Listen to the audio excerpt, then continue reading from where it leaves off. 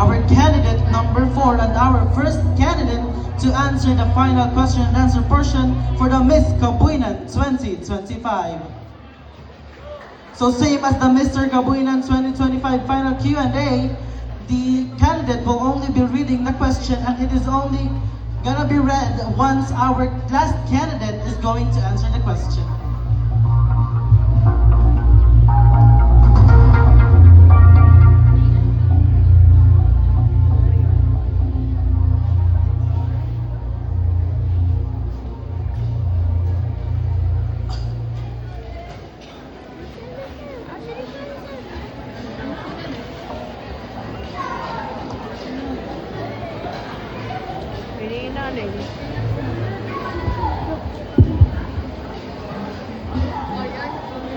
As Miss Kabuinan, I will use my voice to promote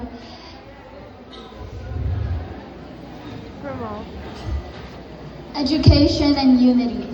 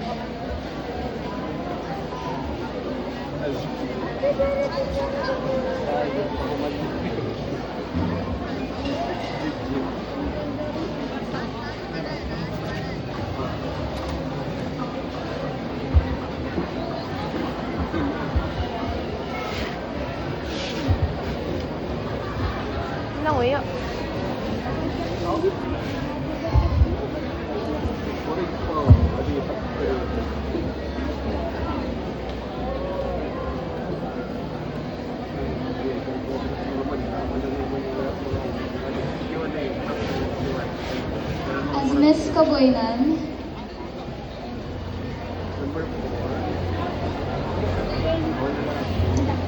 Waray nala.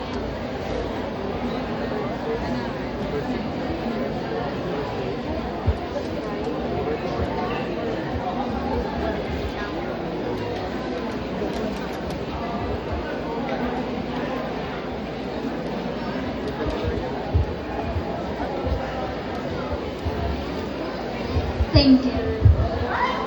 Thank you so much, candidate number 4. Let's give her a round of applause, please. Now may we call on our next candidate, candidate number 1, Miss Goldie Ann Monsanto, to answer the final Q&A.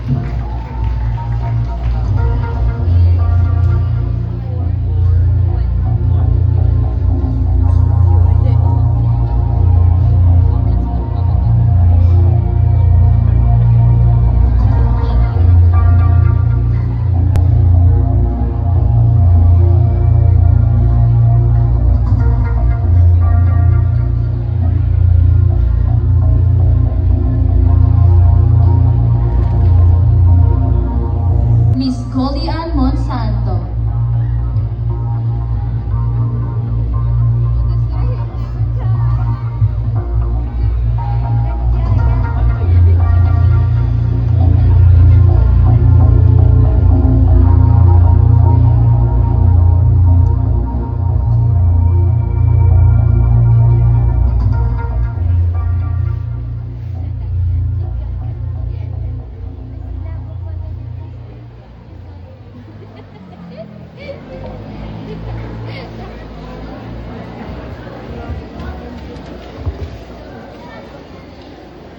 Good evening, ladies and gentlemen.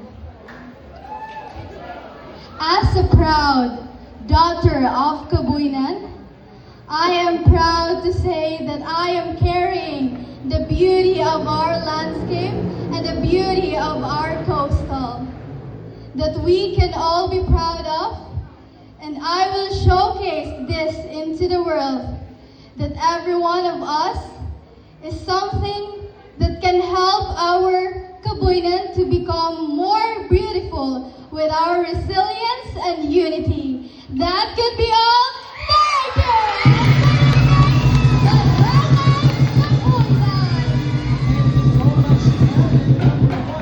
That was Miss Goldie Ann Monsanto. And to finally complete our top 3 for the Miss Kabuinan 2025, may we please call on stage candidate number 6, Miss Kate Canales.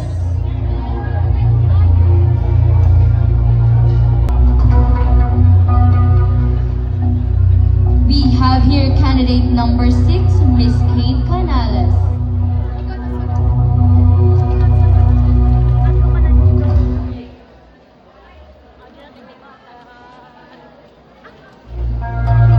For the final question dancer, we will now be reading the question since this is our last candidate for Miss Kabuinan.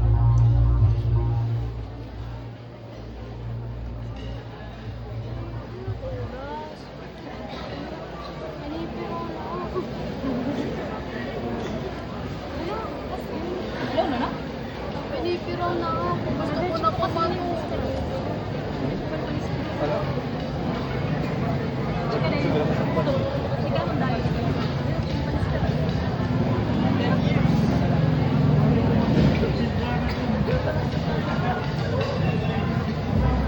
Marga?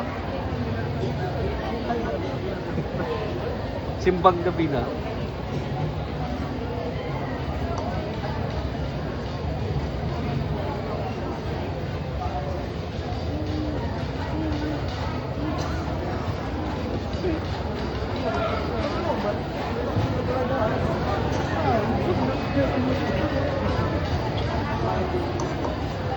So for the information of everybody, I was translating the question to our Miss Kabuinan candidate number 6 into our dialect because she asked me to translate it because she would like to answer it in that way. So again, because as a Miss Kabuinan, how will you promote our barangay? So as usa nga taga-Kabuinan or Miss Kabuinan nga nabulig dinhi, paano mo kung ipapakilala it Kabuinan ha kalibutan aton barangay as about thriving or progressive or mainuswagon nga barangay ha komunidad with or may da rich or mayaman nga kultura nga agrikultura nga landscape or beauty nga niya aton kalibutan while preserve an aton natural beauty. So for the information of everybody, this is their final question.